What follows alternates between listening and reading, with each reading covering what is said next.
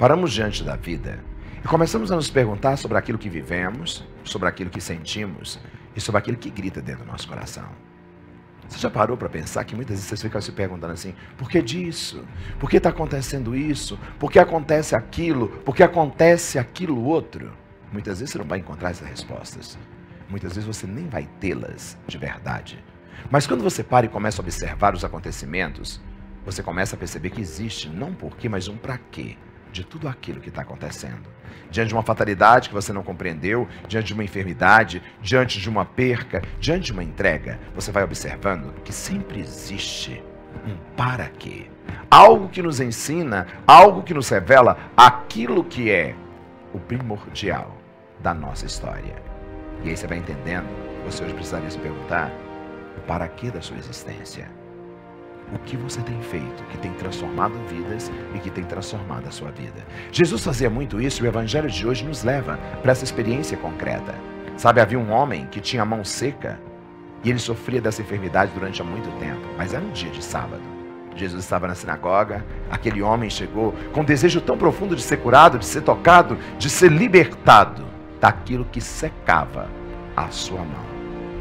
Jesus então olha para aquele homem, coloca no meio de todos eles. Eles observam, no sábado não podia se fazer aquilo, no sábado não estava permitido, poderia se esperar mais um pouco para depois realizar o milagre. Mas o Senhor, ele tem urgência, e aquele homem já sofria há muito tempo. Existe dia para fazer o bem ou o mal? Existe dia específico para poder ajudar alguém? Existe hora para poder tocar vidas e salvá-las? Ah, Jesus então olha para ele, estende a tua mão, fica curado.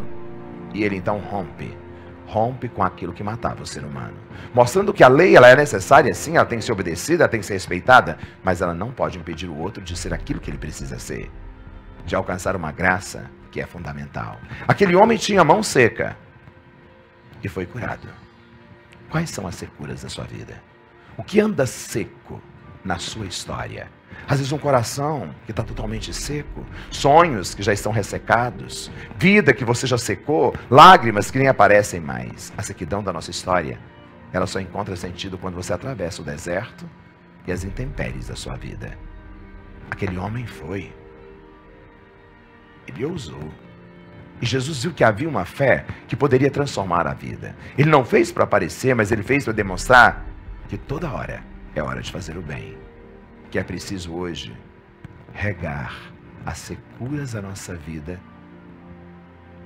com esse manancial que é a própria palavra, com aquilo que nos dá sentido, com aquilo que nos dá ânimo, sabe? Tanta gente desanimada, tanta gente desacreditada, tanta gente desistindo de tudo porque está seca. Aonde é que está a sua fonte da vida? Aonde você tem abastecido a sua fé?